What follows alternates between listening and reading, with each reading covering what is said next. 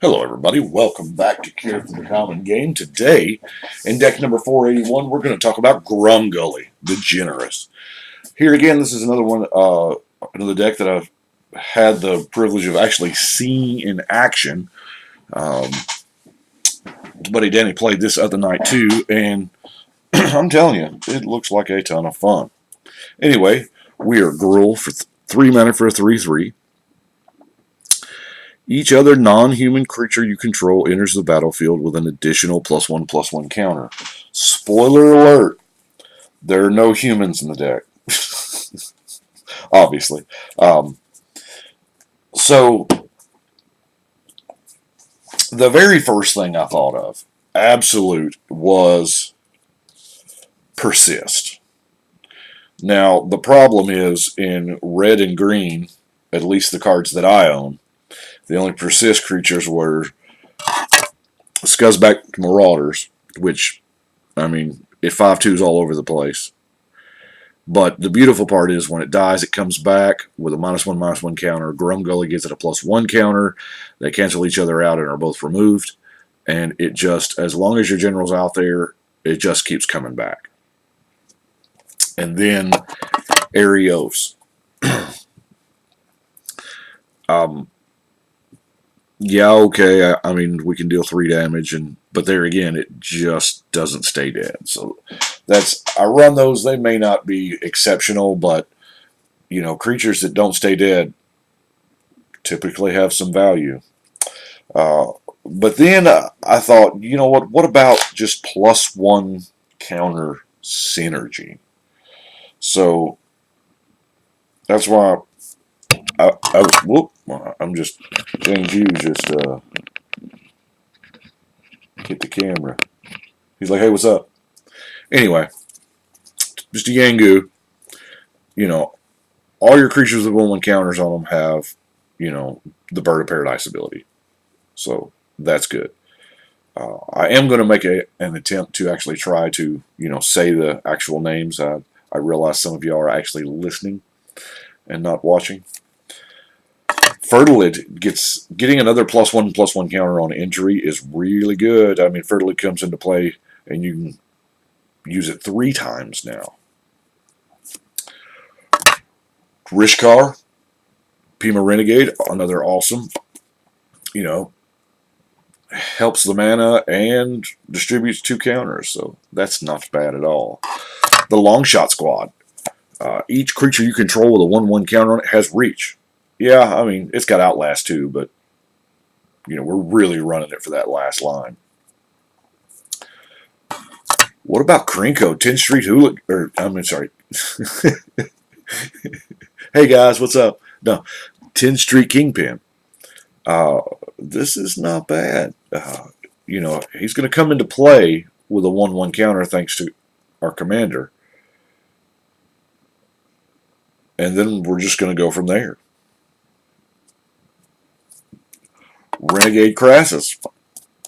Evolve. Now, this particular evolved creature is pretty sweet. Whenever it evolves, put a +1/+1 counter on each other creature you control that already has a counter on it. And more than likely, most of our creatures are going to have a counter on it because, the ones that came into play after Grumgully, pretty much going to happen. Gladeheart Cavalry is a stretch. I get it. But support 6 is, support 6 is not bad. Yeah, in order to get max value, you have to actually have 6 other creatures. And in that event, some would argue that you're, already winning at that point. But, yeah. But the creature you control, the counter on it dies, you gain some life. Hindervines. Fog for everything didn't have a 1/1 counter on it. Because this is the awesome, Hydra Fog. But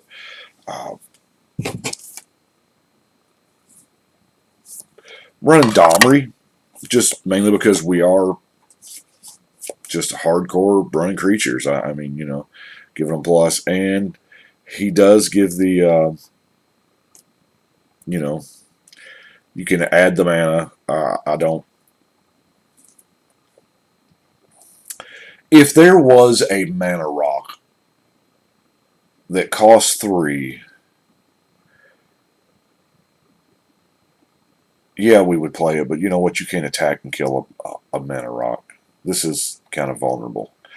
I don't know that I've tried it, so I figured we've got a lot of creatures, and you know the +1, the fighting, the not being able to be countered. Sure, we will give it a try. Incremental growth. I mean, 1, 2, and 3. Sure, why not? Life Crafter's Gift.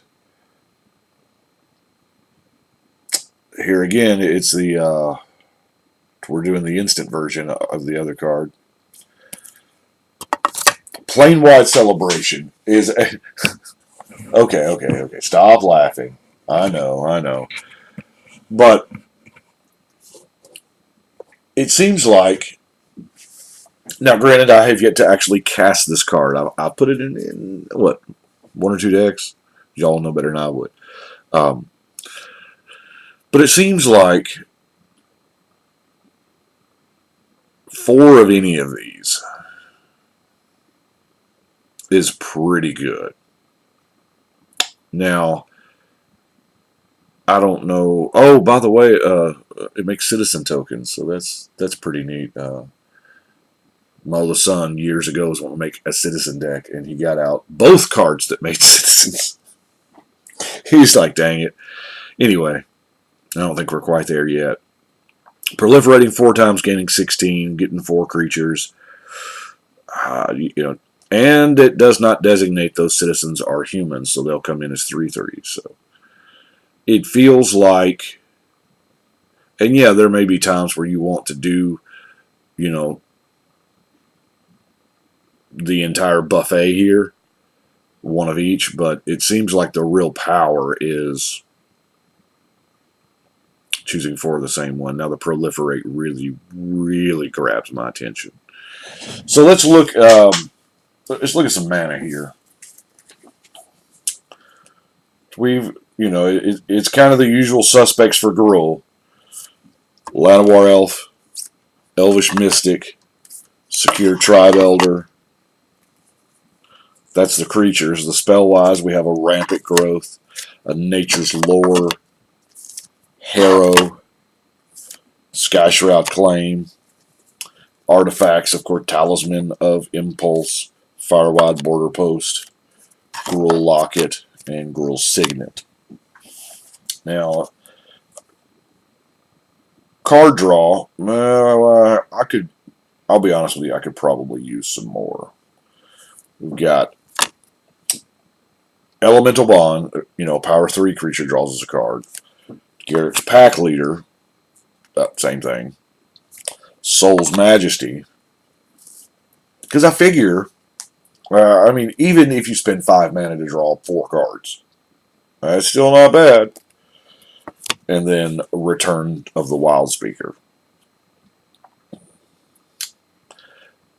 I'm going to call this Garrick's Jax Teller phase because you can't tell me that it doesn't kind of look like Jax Teller.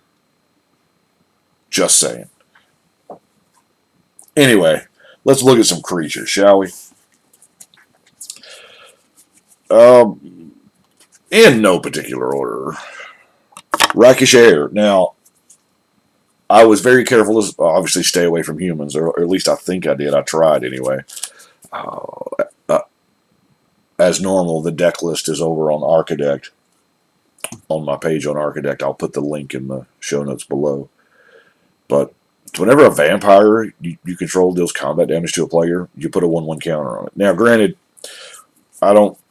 we're not exactly dripping with vampires here, but there's a couple. We've got the Falkenrath Marauders. 5 mana 2/2. It's just so hard for me to get past. But now we're looking at a 5 mana 3/3 because of Grumgully, which is only marginally better. But, it does have flying and haste. And when it deals combat damage, it gets 2 more counters. So you really only got to get in there once to make it kind of worth your while. Because it starts off at a 3, hits, then he gets 2 more, so you're at a 5/5. So, you know, assuming you can deal combat damage to a player, it's going to progressively get better. Falkenrath Exterminator, another vampire. It has the Innistrad vampire ability of, hitting a player, getting a counter. And then, man, that activated ability is pretty sweet. For 3 mana, it deals damage equal to target creature equal number of 1/1 counters on it. Nice. Stormkirk Noble, just a good 1-drop.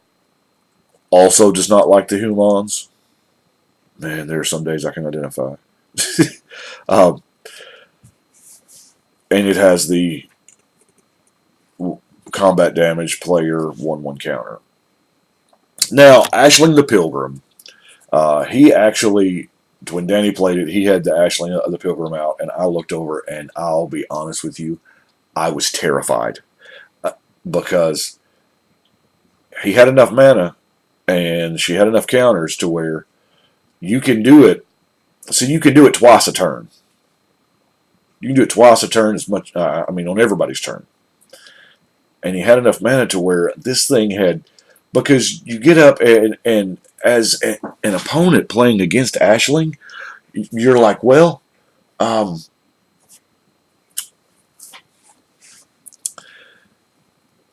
if they've got open mana to just, in response, blow her up, wow.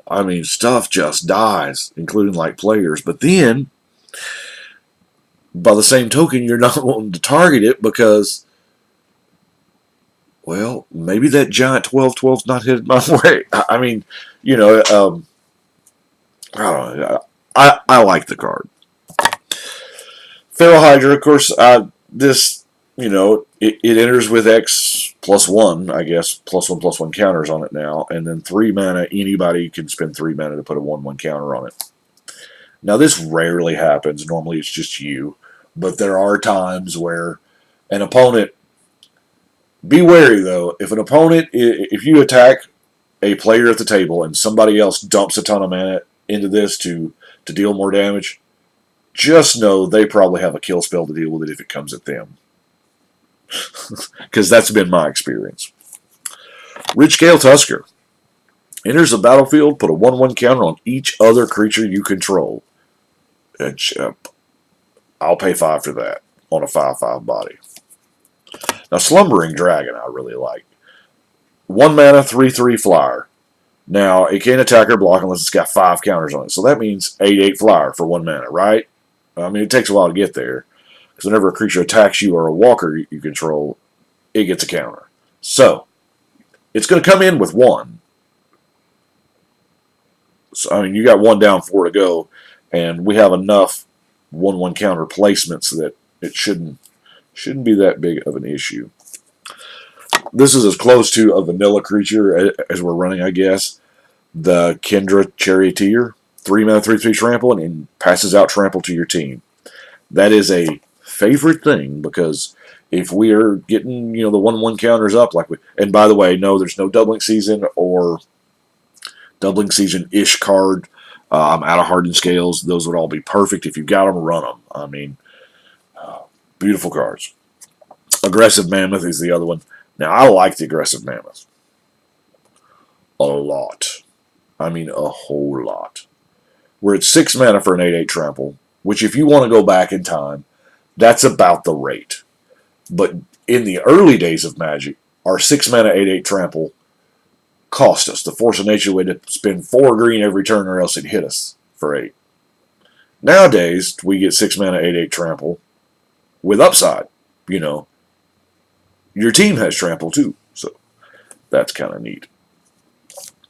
Hamlet back is just ridiculous. Unchecked, this guy is amazing.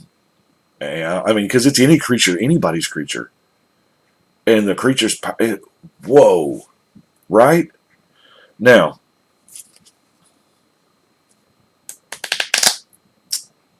yeah, I probably should have put that in here.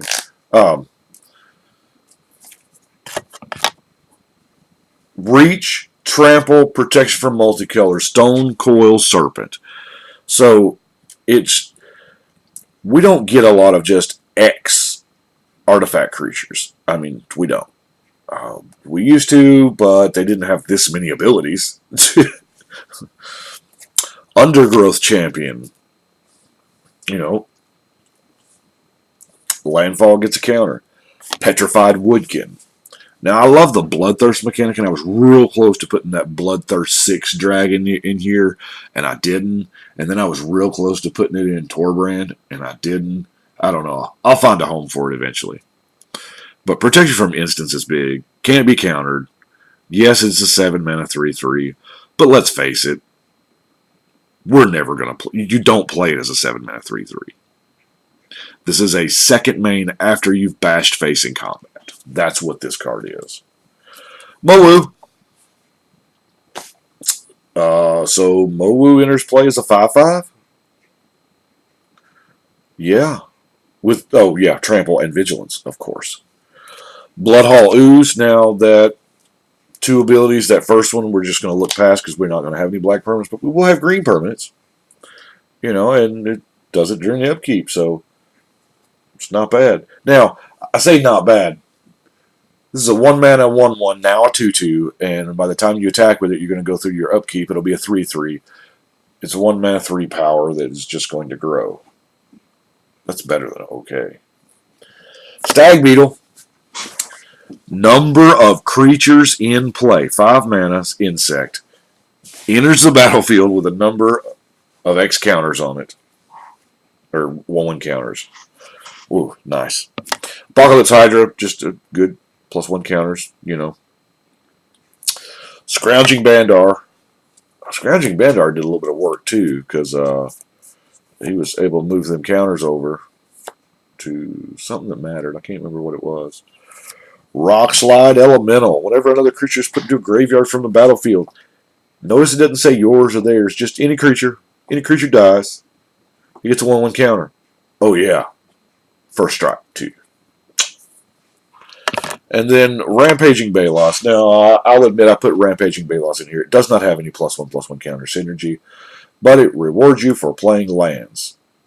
And that's why this card is so good, is because it rewards you for doing things you're already going to do anyway. But now, you get 5/5 Beast instead of 4/4 Beast. So, I've had this idea for a while. A long time ago, we got a card called Fires of Yavimaya. And yeah, it gives your team haste. And of course, you can sack it to give a creature +2 to end of turn. But they keep printing these Gruul enchantments that affect your team. And I was like, you know what? I'm playing Gruul. I'm playing with a ton of creatures.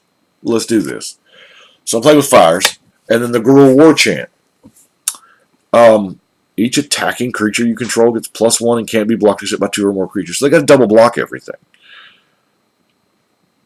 Wow. And then Rhythm of the Wild. Now, Rhythm of the Wild is just a perfect card for Grumgully. Your creatures can't be countered. And your non-token creatures have Riot. Now, Riot with Grumgully, you can always choose the haste because they're already going to get the counter from Grumgully, right? And there may be times where you want the second counter to maybe fertile it or to what have that's not going to be, getting into the red zone anytime soon. But there might be times for that. But man, Riot is good. So let's what are we calling this? Removal, I guess. Decimate. If I've got a Decimate and I can run it in a deck, it's probably happening. 1 card, 4 targets. Now, you have to have the 4 targets. You can't be like, I don't want to do that. It doesn't say up to or may or nothing. It just says, hey, pop 4 caps. Guttural Response. Counter target Cyclonic Rift. Because that's a real thing. Return to Nature, of course, the better naturalize. the strictly better naturalize, I might say. Squall Line's going to help us deal with our flyers, sulfurous blast, the ground pounders that bother us. And let's look at our green removal, right? Outmuscle from Throne. We're going to try this. Put a 1/1 counter on target creature you control, then it fights target creature you don't control. Now, it's got adamant, and if you spend at least 3 green, your creature gets indestructible. I felt like that was worth trying. Mainly because even fight, that Death Touch, this kills a Death Touch creature in green. Because typically, regardless of the size, when you fight a Death Touch creature, you know they're both going to die. So that's why I chose it. Now, Thrash and Threat, I'll put it sideways here so we can read it. Target the Thrash side, target creature you control deals damage. You go to its power to target creature or walker you don't control. That's not a fight, that's a bite. And then, of course, the Threat I'll probably never play. Because let's face it, it's in there for the removal aspect. We all know it. Mutant's Prey. You know, they've kind of embraced the fight mechanics. I keep waiting for cards that are like, when a creature you control fights, draw a card. Okay, that may be too good. But anyway, Mutant's Prey. Target creature you control, the one counter on it fights, you know. It's 1 mana. But the downside is it's got to be a creature that you control that has a 1/1 counter on it. Dang. I think we got that covered. Titanic Brawl. Pretty much similar. It's probably going to cost 1 because it costs 2. It's instant. But it costs 1 less if you target a creature you control with a counter on it. So, that's probably going to happen. And then just good old-fashioned hunt the week. Put a 1/1 counter on something you got, and it fights. What we got left? Our non-basics now. I got some Cycle Lands and Slippery Karst. Smoldering Crater. I believe that's it for Cycles. Rugged Highlands. Timber Gorge, Gruul Guildgate, Transguild Promenade. Yeah, wanting those 2 colors bad, right? Exotic Orchard, Evolving Wilds. So let's look at some of these others now. Scarred the Raid Pit. Yeah, I mean, the opportunity cost here is very, very low. This doesn't interplay tapped. You can get a colorless out of it. But the big part here is target creature gets +1/+1 and trample. So, trample's a big thing. Or at least it is for me. Got our Rogue's Passage for our finishing blow if we need it. The Mosswort Bridge. I think this was Danny's first land he played. He didn't have a turn 1 play, so it was perfect.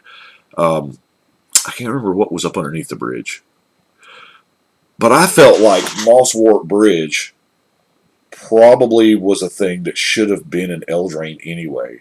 Because you got something hiding under the bridge. I mean, the Billy Goat. It would have been. You could have done some synergy with a troll or whatever. I don't know. But anyway. And our last card, Castle Embereth. Because you know what? Why not? Here again, very, very low cost to putting an actual deck building cost, It does tap for a red. More than likely it's going to come into play untapped. And sometimes you just need that 1 extra power on your team. How many times have you just alpha swung at somebody and the blocks are perfect and you've left them at 1? Yeah. It happens a bunch. So, that is what we have got for Mr. Grumgully. So we will put Mr. Grumgully back in the box here and put him on the wall.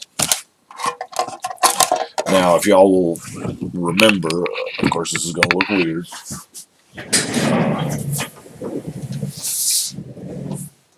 482's already done. Y'all don't know it yet, but I guess you'll see it tomorrow. And then once we get past that, because when you see 482 tomorrow, it's going to look weird because all the y'all know how it is, internet time travel. But I've got Torbrand done now. I'll show you the ones that aren't done. This is Eldraine that I have not completed yet. Most of which are, in various stages. Some of them are almost done. Like Sir Gwen. Yeah, y'all are not seeing that very well because it's kind of dark. Anyway, Sir Gwen's going to be a ton of fun. Mr. Dana Roach gave me some ideas a couple weeks ago, maybe a month ago on Sir Gwen. So, it's beautiful. Anyway, I appreciate y'all watching, and y'all let me know what you think.